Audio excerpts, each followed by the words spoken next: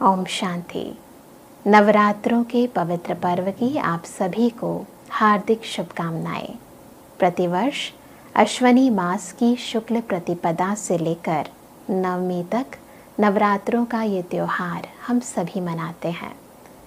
दिनों के स्टार्टिंग में ही हम सभी सर्वप्रथम कलश की स्थापना करते हैं, अखंड ज्योत जलाते हैं, जागरण करते हैं, माँ का गायन, पूजन, वंदन, कीर्तन इत्यादि करते हैं और साथ ही व्रत उपवास भी रखते हैं। इन दिनों में हर भक्त की यही इच्छा होती है कि कैसे वो माँ को प्रसन्न करे और उसकी सभी कामनाएं पूर्ण हो जाएं। वास्तव में नवरात्रों का ये त्यौहार कैसे हमें हर कर्म में सिद्धि प्राप्त करनी है उसकी विधि सिखाने आता है। हम सभी को ये बताने आता है कि यदि मन स्ट्रांग है, शक्तिशाली है, समर्थ है, तो वो जो चाहे वो कर सकता है। और इसीलिए सर्वप्रथम हम नवरात्रि के त्यौहार में अखंड ज्योत जलाते हैं, जो प्रतीक है इस बात का कि यदि हम हर कार्य में सफलता पाना चाहते हैं तो उससे पहले कार्य करने वाली आत्मा, उसकी स्मृति बरकरार रखनी ज़रूरी है। यानी सदा ये याद रहे कि मैं ये देह नहीं, अपितु इस देह को चलाने वाली चेतन शक्ति, अजर अमर अविनाशी ज्योति आत्मा हूँ। साथ ही ये भी स्मृति रहे कि मैं आत्मा शांत स्वरूप हूँ, सुख स्वरूप हूँ, आनंद स्वरूप हूँ, प्रेम स्वरूप हूँ, उस परम पिता परम ज्योत परमात्मा की संतान हूँ। इसीलिए नवरात्रि के त्यौहार में उपवास भी रखा जाता है।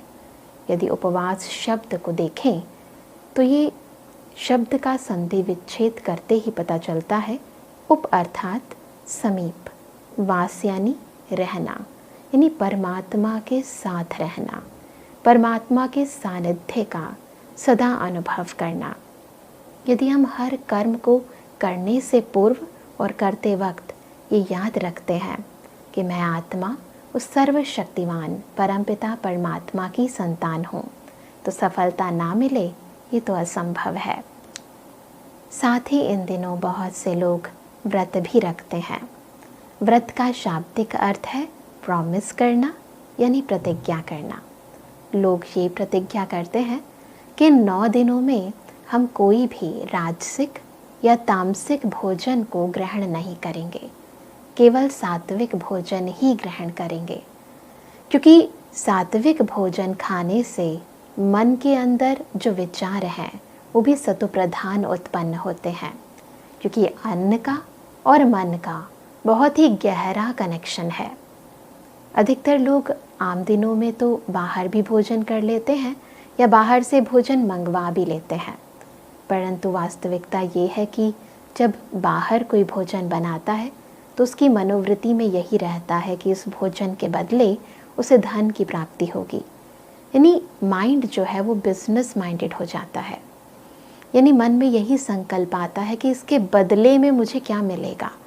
इसलिए आजकल देखते हैं कि हर एक का मन, जब एक दूसरे के संबंध संपर्क में हम आते हैं, व्यवहार में आते हैं, तो मन में यही संकल्प आता है कि मैं उसके साथ ऐसा कर रहा हूँ तो उसके बदले में उसको भी ऐसा ही करना चाहिए।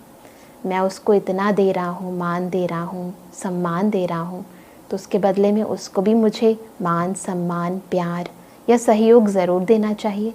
यानी निस्वार्थ वृत्ति खत्म होती जा रही है और हर संबंध के अंदर स्वार्थ वृत्ति उत्पन्न होती जा रही है।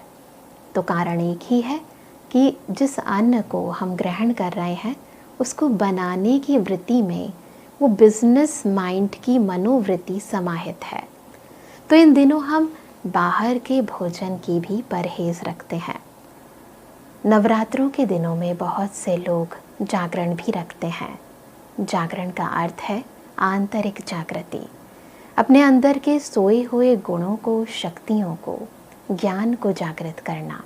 वो तब संभव है जब हम रोज़ आने वाली रात्रि को ना जागें, अभी तो अज्ञानता के अंधियारे से स्वयं को जागृत करें। हमारे अंदर ये जो छिपी हुई भावनाएं हैं, देह अभिमान की, काम की, क्रोध की, लोभ की, अहंकार की, इन भावनाओं से जागृति लाएं और सुख, शांति, आनंद, प्रेम के गुणों को अपनाएं, ईश्वरीय शक्तियों को अपने कार्य में प्रयोग करें। इसी को कहते हैं वास्तविक या आध्यात्मिक जागरण। साथ ही इन दिनों बहुत से लोग अष्टमी और नवमी पर कन्याओं का पूजन भी करते हैं। वास्तविकता में पूजन होता है उसका जो पवित्र है। तो ये पूजन किसी व्यक्ति का नहीं, अपितु पवित्रता का पूजन है, जिसके कारण ही कन्याओं को श्रेष्ठ माना जाता है। ज़रूरत है कि हम अपने अंदर, अपने भीतर पवित्रता को धारण करें। यहाँ पवित्रता केवल तन की नहीं है, अपितु पवित्रता साथ में है मन की, वाणी की, कर्मों की, धन की, संबंध की और संपर्क की। तन की पवित्रता के बारे में तो हम सभी जानते हैं कि इन दिनों हम सभी ब्रह्मचर्य व्रत को धारण करते हैं, परंतु इसके साथ साथ मन को भी तामसिक विचारों से, व्यर्थ विचारों से, नकारात्मक विचारों से दूर रखना, उनकी परहेज़ करना। जिसे बचपन में हम कहते थे कि बुरा न देखो, बुरा ना सोचो, बुरा ना बोलो, बुरा ना करो। तो इस बुराई से स्वयं को बचाए रखना, ये परहेज़ रखना बहुत ज़रूरी है। साथ ही धन की पवित्रता भी बहुत ज़रूरी है, क्योंकि धन का असर भी हमारे मन पर ज़रूर पड़ता है। जिस मनोवृत्ति से धन कमाया जाता है, चेक करने की ज़रूरत है कि क्या धन कमाते हुए हमारे मन में लोभ वृत्ति है, मोह वृत्ति है, किसी को धोखा देने की वृत्ति है, अहंकार की वृत्ति है। यदि ये तामसिक वृत्तियाँ हैं तो उस वृत्ति से कमाया हुआ धन कभी भी हमें सुख और शांति की अनुभूति नहीं करा सकता। तो नवरात्रों का ये त्यौहार हमें धन को कैसे पवित्र रखना है वो विधि भी सिखाता है। साथ ही संबंध संपर्क में जब हम आते हैं तो एक दूसरे को सुख देने की वृत्ति है, एक दूसरे के साथ सहयोग देने की वृत्ति है, एक दूसरे को स्नेह देने की वृत्ति है, या फिर हमारे अंदर एक दूसरे के प्रति असहयोग वृत्ति है, किसी के लिए ईर्ष्या की वृत्ति है, नफ़रत की वृत्ति है, घृणा की वृत्ति है, अटैचमेंट है। चेक करने की ज़रूरत है। तो नवरात्रों का ये शुभ पर्व हमें संबंध और संपर्क की पवित्रता का भी पाठ पढ़ाता है। साथ ही वाणी की पवित्रता बहुत ज़रूरी है।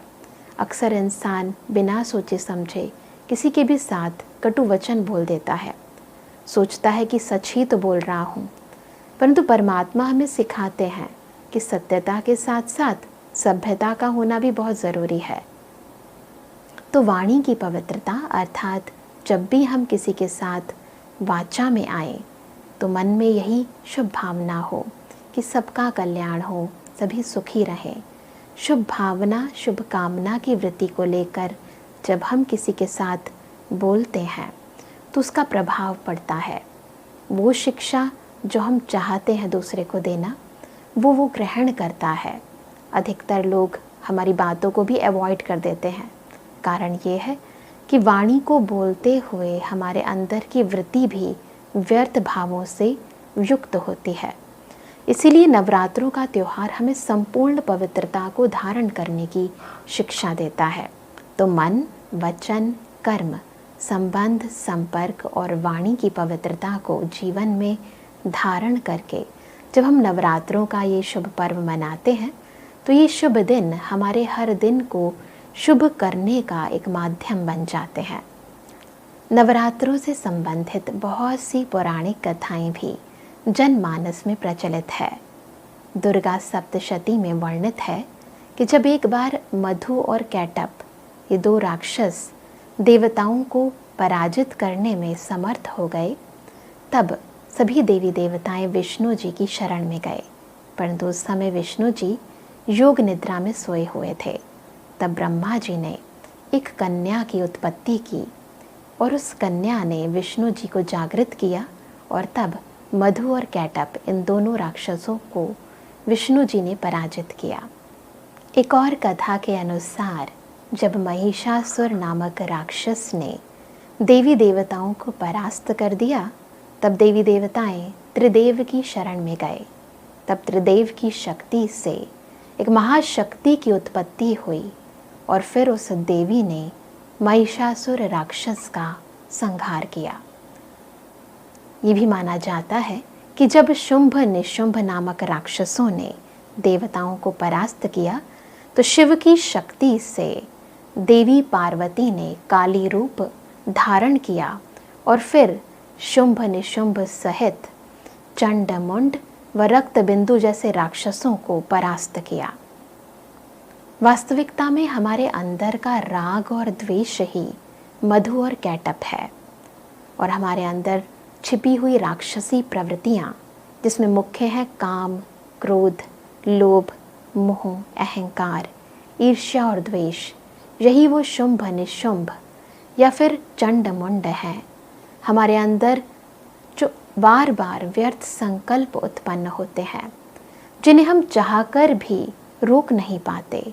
वो उस रक्त बिंदु के समान है जिसे हम बार बार मारते हैं और फिर दोबारा वो व्यर्थ संकल्प उत्पन्न हो जाते हैं।